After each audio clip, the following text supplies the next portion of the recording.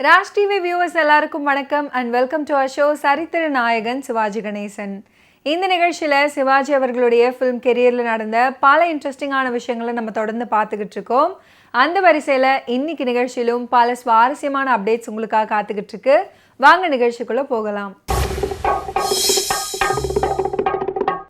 மகா நடிகர் சிவாஜி கணேசன் அவர்களுடைய அற்புதமான நடிப்பில் வெளியான வெற்றி திரைப்படங்களில் ஒன்று தான் அமரதீபம் அப்படின்ற திரைப்படம்.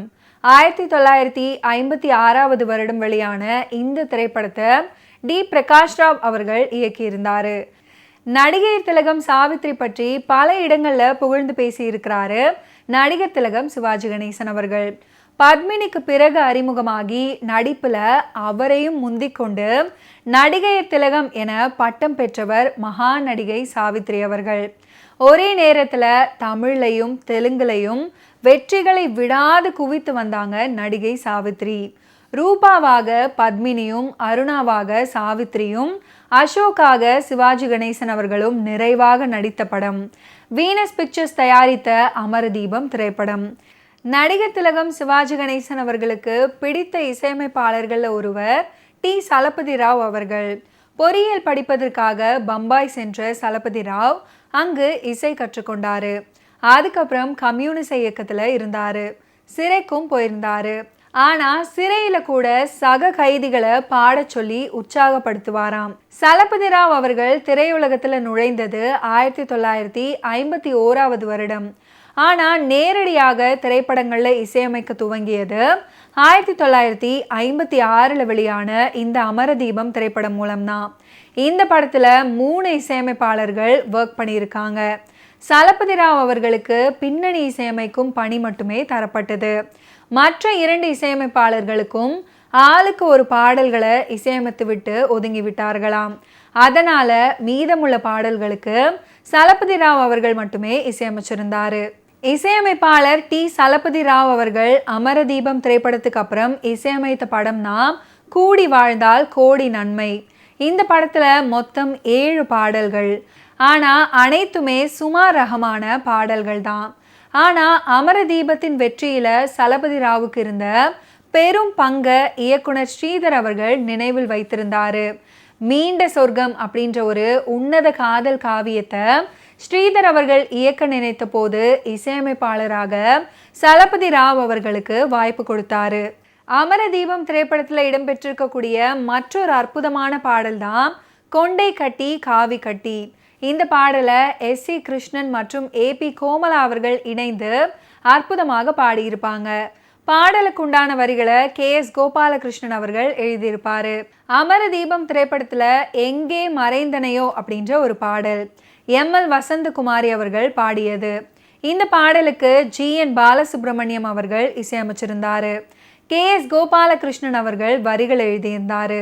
உடுமலை நாராயண கவி, கே.டி. சந்தானம் போன்ற அற்புதமான பாடல் ஆசிரியர்களை ஞாபகம் வைத்திருந்த தமிழ் திரை இசை ரசிகர்களுக்கு கம்பதாசன் பற்றி அதிகமாக தெரிஞ்சிருக்காது. சி.எஸ். ராஜப்பா அப்படின்ற இயற்பெயர் கொண்ட கம்பதாசன் அவர்கள் கம்பன் மீது கொண்ட பற்றால கம்பதாசன் அப்படின்னு பெயர் சூட்டி கொண்டாரு. அமரதீபம் திரைப்படத்துக்காக சலபதி ராவ் அவர்களின் இனிமையான இசையில் உருவான தேவகானம் தேன் உண்ணும் வண்டு அப்படின்ற பாடல் அருமையான இசை. கான சரஸ்வதி, சுசீலா மற்றும் ஏ.எம். ராஜா அவர்களுடைய இனிமையான குரல் கூட்டணியில நடிகர் திலகம் மற்றும் நடிகையர் திலகம் இவர்களுடைய வியக்க வைக்கும் நடிப்புல உருவான இந்த பாடல். இந்த பாடலை எத்தனை முறை கேட்டாலும் சலிக்காத பாடல். பாடலை கேட்பவர்களுக்கும் தேனுண்ட மயக்கம் கண்டிப்பாக வரும். தத்துவ பாடல்ல இருந்து அப்படியே காதல் பாடலுக்கு அழகாக இசையமைத்திருப்பாரு சலபதி ராவ் அவர்கள். அந்த வகையில் தேன் உண்ணும் வண்டு பாடல்ல ஹிந்துஸ்தானி இசையின் அடிப்படையில் மாண்டலின், வயலின், புல்லாங்குழல் அப்படின்னு இனிமையான இசைக்கருவிகளுடன் ஏ.எம். ராஜா, பி. சுசீலாவின் குரல்களும் இணையும் போது தேனின் இனிமையை நாம் அனுபவிக்கலாம். கவிஞர் கே.பி. காமாட்சி சுந்தரத்தின் இனிமையான வரிகளில் இன்றும் நம் காதுகளில் ரீங்கரித்து கொண்டிருக்கிறது இந்த தேன் உண்ணும் வண்டு. அமரதீபம் திரைப்படத்தில் இடம்பெற்றிருக்கக்கூடிய இன்னொரு பாடல் தான் நாடோடி கூட்டம் நாங்கள் தில்லே லேலோ என்று நரிக்குறவர்கள் பாடுவது மாதிரியான ஒரு பாடல். ஏபி கோமலா, டிவி ரத்னம், TM சௌந்தரராஜன், சீர்காழி கோவிந்தராஜன் ஆகியோர் இந்த பாடலை பாடியிருந்தாங்க. இந்த ஒரு பாடலுக்கு ஜி ராமநாதன் அவர்கள் இசையமைச்சிருந்தாரு. உடுமலை நாராயண கவி அவர்கள் பாடல் வரிகளை எழுதியிருந்தாரு.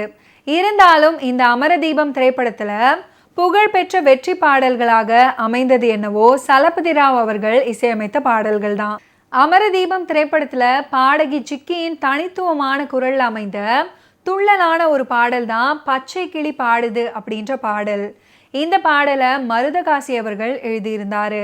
அமரதீபம் திரைப்படத்தில் இடம் பிடித்த ஒரு மென்மையான சோக பாடல் தான் துன்பம் சூழும் நேரம் என்னை கொஞ்சம் பாரும் அப்படின்ற அற்புதமான பாடல்.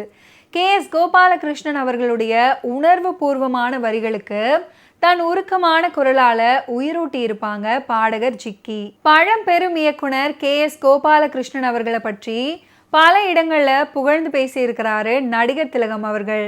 பாடல் ஆசிரியராக திரையுலகத்துல பயணத்தை தொடங்கிய KS கோபாலகிருஷ்ணன் அவர்கள் பின்னாட்கள்ல தென்னிந்திய சினிமாவில் தலை சிறந்த இயக்குனராக உருவெடுத்தாரு.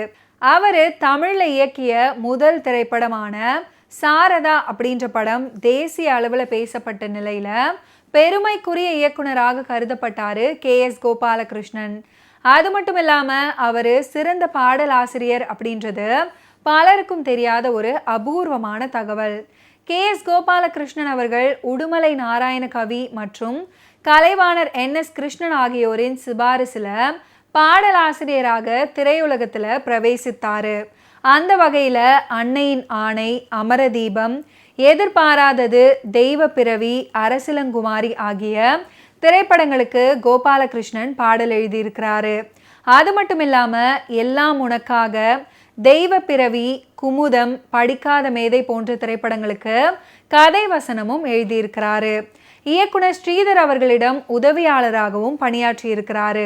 ஓகே வியூவர்ஸ், இன்னைக்கு நிகழ்ச்சியில நடிகர் திலகம் சிவாஜி கணேசன் அவர்களுடைய ஃபிலிம் கெரியர்ல நடந்த பல இன்ட்ரெஸ்டிங்கான விஷயங்களை நீங்க பார்த்து தெரிஞ்சிருப்பீங்க. மீண்டும் அடுத்தடுத்த எபிசோட்ஸ்ல சந்திப்போம். நன்றி, வணக்கம்.